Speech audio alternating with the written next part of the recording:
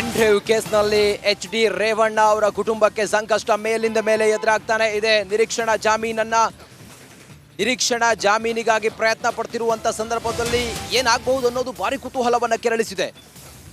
Pen drive ಹಗರಣ, ಅದರಲ್ಲೂ ಕೂಡ ಸೆಕ್ಸ್ ಸ್ಕ್ಯಾಂಡಲ್, ಇದೀಗ ರೇವಣ್ಣ ಕುಟುಂಬದ ಆ ಕುಣಿಕೆ ಮತ್ತಷ್ಟು ಬಿಗಿಯಾಗಿದೆ. ಪ್ರಜ್ವಲ್ ರೇವಣ್ಣ ಇವತ್ತು CID ಕಚೇರಿಗೆ ಅವ್ರನ್ನ ಕರ್ಕೊಂಡು ಬರುವಂತ ಸಾಧ್ಯತೆಯೂ ಕೂಡ ಇದೆ. ನಾವಿರುವಂತ ಜಾಗ ಈಗ CID ಕಚೇರಿ. ಪ್ರಜ್ವಲ್ ರೇವಣ್ಣ ಅವರಿಗೆ ಸಂಕಷ್ಟದ ಮೇಲೆ ಸಂಕಷ್ಟ ಎದುರಾಗ್ತಾನೆ ಇದೆ. ನಿನ್ನೆ ಅಷ್ಟೇ ಮತ್ತೊಂದು ರೇಪ್ ಕೇಸ್ ಅವರ ಮೇಲೆ ದಾಖಲಾಗಿದೆ. 376 ಸೆಕ್ಷನ್ 376 ಅವರ ಮೇಲೆ ದಾಖಲಾಗಿದೆ. HD ರೇವಣ್ಣಗೂ ಕೂಡ ಸಂಕಷ್ಟ ಎದುರಾಗಿದೆ. ನಿರೀಕ್ಷಣಾ ಜಾಮೀನನ್ನ ಅವರ ವಕೀಲರ ಮೂಲಕ ಪಡೆಯೋ ಪ್ರಯತ್ನ ಮಾಡಿದ್ರು. ಆದರೆ ಇವತ್ತು ಜನಪ್ರತಿನಿಧಿಗಳ ಕೋರ್ಟ್ನಲ್ಲಿ, ವಿಶೇಷ ಕೋರ್ಟ್ನಲ್ಲಿ ಅದು ಮುನ್ನೆಲೆಗೆ ಬರುವಂಥ ಸಾಧ್ಯತೆ ಇದೆ. ಸದ್ಯಕ್ಕಂತೂ ಭಾರಿ ಒಂದು ಚರ್ಚೆಗೆ ಕಾರಣ ಆಗಿರೋದು ದೇಶಾದ್ಯಂತ ಒಂದು ರೀತಿಯಲ್ಲಿ ಇರುಸು ಮುರುಸು ತಂದಿರುವಂಥ ಪೆನ್ ಡ್ರೈವ್ ಸೆಕ್ಸ್ ಧೋಕಾ ಇದೆಯಲ್ಲ, ಇದು ಈಗ ದೊಡ್ಡ ಮಟ್ಟದಲ್ಲಿ ಚರ್ಚೆಗೆ ಕಾರಣ ಆಗ್ತಾ ಇದೆ. ಅದರಲ್ಲೂ ಕೂಡ ಇವತ್ತು ಏನಾಗ್ಬೋದು ಅನ್ನೋದು ಭಾರಿ ಕುತೂಹಲ ಇದೆ. ಪೇಚಿಗೆ ಸಿಲುಕಿದೆ ರೇವಣ್ಣ ಕುಟುಂಬ. ಹಾಸನವನ್ನ ತೊರೆದಿದ್ದಾರೆ ಮಾಜಿ ಸಚಿವ ರೇವಣ್ಣ ಕುಟುಂಬಸ್ಥರು. ಪ್ರಜ್ವಲ್ ರೇವಣ್ಣ ಬಳಿಕ ಸೂರಜ್ ಸಹ ಬೆಂಗಳೂರಿಗೆ ಬಂದಿದ್ದಾರೆ.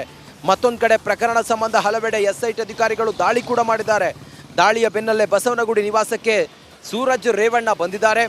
ಒಬ್ಬೊಬ್ಬರೇ ಅಧಿಕಾರಿಗಳು ಈಗ CID ಕಚೇರಿಯ ಒಳಗಡೆ ಹೋಗ್ತಾ ಇರುವಂಥ ದೃಶ್ಯವನ್ನು ನೀವು ಗಮನಿಸ್ತಾ ಇದ್ದೀರಲ್ಲ. ಒಬ್ಬೊಬ್ಬರೇ ಹಿರಿಯ ಅಧಿಕಾರಿಗಳು ಒಳಗಡೆ ಹೋಗ್ತಾ ಇದ್ದಾರೆ. ಈ ಪ್ರಕರಣದಲ್ಲಿ ಇವತ್ತು ಮೇಜರ್ ಬೆಳವಣಿಗೆ ಆಗುವಂಥ ಸಾಧ್ಯತೆ ಇದೆ.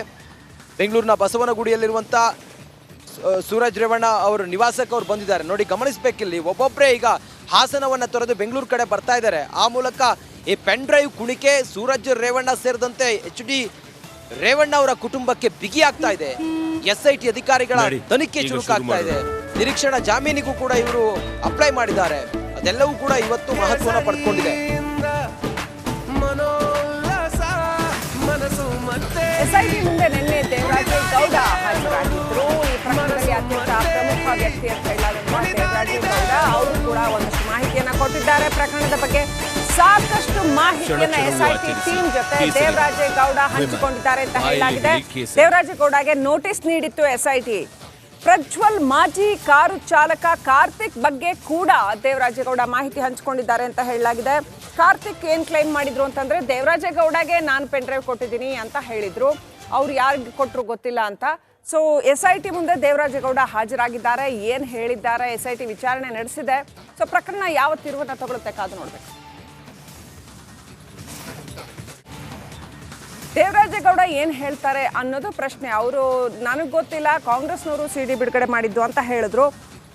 ಒಬ್ಬರ ಮೇಲೆ ಒಬ್ಬರು ಆರೋಪ ಪ್ರತ್ಯಾರೋಪ ನಡೀತಾ ಇರೋದನ್ನ ನೋಡ್ತಾನೆ ಇದ್ದೀವಿ. ಈ ನಡುವೆ SIT ಕೂಡ ಗಂಭೀರ ವಿಚಾರಣೆಯನ್ನು ನಡೆಸ್ತಾ ಇದೆ. SIT ಮುಂದೆ ದೇವರಾಜೇ ಗೌಡ ಹಾಜರಾಗಿದ್ರು ನಿನ್ನೆ. ಸೊ ಏನೆಲ್ಲ ವಿಚಾರಣೆ ನಡೀತು ಏನು ಅನ್ನೋದು ಮುಂದಷ್ಟೇ ಗೊತ್ತಾಗಬೇಕು. ಅಪ್ಡೇಟ್ ಪಡ್ಕೊಳ್ಳೋಣ. ನಮ್ಮ ಪ್ರತಿನಿಧಿ ಖುಷ್ವಂತ್ ಕನೆಕ್ಟ್ ಆಗಿದ್ದಾರೆ. ಖುಷ್ವಂತ್, ದೇವರಾಜೇ ಗೌಡ ಅಂತೂ ಇಂತೂ SIT ಮುಂದೆ ಹಾಜರಾಗಿದ್ದಾರೆ ಅಂತ ಅವರು ಮಾಧ್ಯಮಗಳಿಗೂ ಮಾತನಾಡಿದ್ರಲ್ವಾ, ಆಮೇಲೆ ಏನು ಹೇಳಿದ್ರು, ಏನು ಡೀಟೇಲ್ಸ್ ಕೊಟ್ಟರು, ಏನು ಹೇಳಿದ್ರಂತ ಈಗ ಅವ್ರು ಏನು ಹೇಳ್ತಿದ್ದಾರೆ?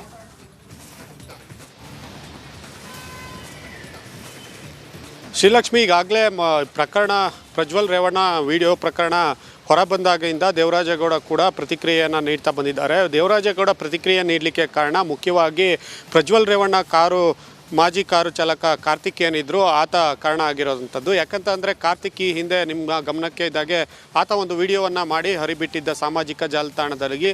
ನಾನು ಈ ಪೆನ್ ಡ್ರೈವನ್ನು ದೇವರಾಜೇ ಗೌಡ ಒಬ್ಬರ ಬಳಿ ಬಿಟ್ಟರೆ ಬೇರೆ ಯಾರಿಗೂ ಕೊಟ್ಟಿರಲಿಲ್ಲ. ಹೀಗಾಗಿ ಈ ವಿಡಿಯೋಗಳು ಅವ್ರ ಮೂಲಕ ಇದು ಏನು ಅವರು ಸ್ವಂತಕ್ಕೆ ಬಳಸ್ಕೊಂಡಿರ್ಬೋದು, ಅವ್ರ ಲಾಭಕ್ಕೆ ಅನ್ನುವಂಥ ದಿಟ್ಟಿನಲ್ಲಿ ಅವನು ಕಾರ್ತಿಕ್ ಈಗಾಗಲೇ ಪ್ರತಿಕ್ರಿಯೆಯನ್ನು ನೀಡಿದರು. ಆದರೆ ಈ ಪ್ರತಿಕ್ರಿಯೆ ಆದ ನಂತರ ದೇವರಾಜೇ ಗೌಡರು ಕೂಡ ಒಂದು ಮಾತನ್ನು ಹೇಳಿದರು.